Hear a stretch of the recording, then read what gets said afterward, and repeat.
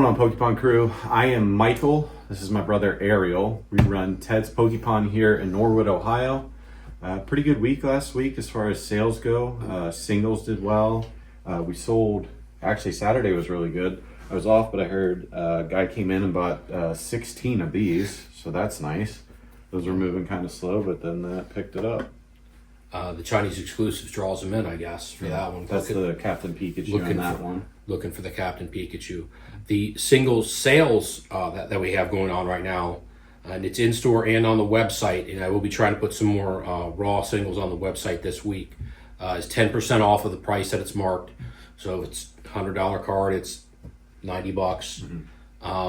Plus tax. There's always tax if you live in the state of Ohio and other states that we have to collect tax for, not all of them yet. But that's done really well for us, and it's going to continue to do well because that's going to run through the end of September in honor of the 30th anniversary. I did find out yesterday, I wasn't sure if we were actually going to get the knockout, the collection ones for the 30th anniversary, which are little boxes that have 2 packs in them. So we will be getting some of those, a good amount, and a good amount of the EX boxes. Still have not heard anything on, I think it's the tech sticker collection, and then there's a poster box collection, which comes out in September.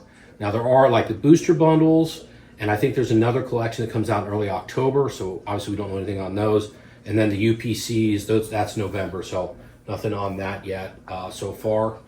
But it's good that I think that we should have enough that we're not going to have enough ETBs for everybody that shows up that day, because we do sell at MSRP, but this time we will be removing the seals, and we'll be doing something to the other boxes to either kind of rip them a little bit just so no resellers are able to resell them.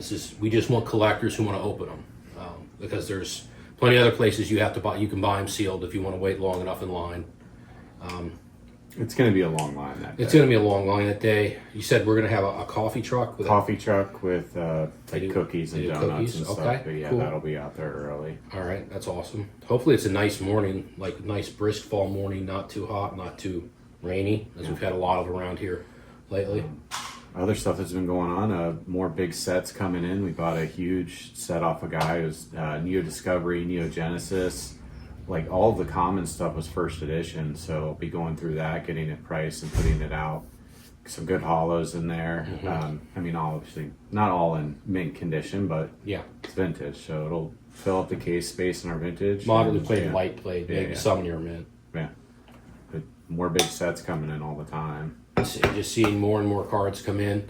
A lot of people looking to sell cards right now. Some that we have, like a lot of illustration rares and even special illustration rares from recent sets, we just have too many of. And that's just the way the market is right now during the summer. That's also why we need to get a card scanner and Yeah, put stuff on our website. yeah, I know I need to get that going. One that can scan both sides, because I don't like whenever I was buying cards on eBay raw, like if you didn't show me the back, I'm not even looking at your listing. So any raw cards, I want to be able to show the back of the card. Right now, it's just me actually physically taking photos with my iPhone. Yeah. So it's obviously a little more time consuming. We'll get to that. We'll get a good little scanner. I just need something to work well with our website, because I always, even when I take the pictures, I have to resize them so that our website doesn't look wonky with different size pictures on it. But we'll get to that.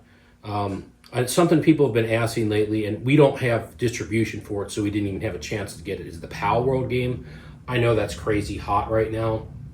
I hope it stays good. I hope people don't lose a lot of money if the values crash, as sometimes those newer games tend to do. I hope it has a lot more staying power than, say, like, what was that old one, MetaZoo? Oh yeah. It's the thing that would worry me about it is it doesn't have, like, One Piece has how many decades of cartoons and mangas and other things backing it up, that it has so much to go on and so many characters, where Pal World wasn't originally billed as like Pokemon but with guns or something. So basically, and you don't know what kind of infrastructure they have in to kind of support the card game. Like, are they just putting out the card game, or are they going to sponsor tournaments and have national tournaments, international tournaments, that kind of thing? There's a lot that goes into that. So I hope that it does do well, because what it has done is taken the hype money off of Pokemon right now, because we've been able to restock some of our stuff. Like, I'm probably going to order some more Pitch Black ETBs today. to where I can keep them at a good price. They haven't got jacked up because people, these have been bad sets the last 3 sets. No, they're not bad sets. They're just not the hype sets. They're not the hype money chase sets. So as far as that, I hope it does well. There's a lot of TCGs out there that have started up in the last few years, and they're all doing well. So the strength of the market is there. It's just where the hype money is hopping to, whether it's Lorcana or Pal World, Magic the Gathering with this Hobbit set to come out. And these are all things that we don't have access to because our distro doesn't have them. We only have one distributor so far. He's got Transformers though. Well, there's a Transformers metal card set coming out in November. We got some of those on allocation coming. Hopefully that doesn't turn out bad like the we were supposed to get some of the Bo Jackson Battle Arena. Yeah, they never even got those in. And from talking to my guy, they were promised so much of that stuff and they never got any of it.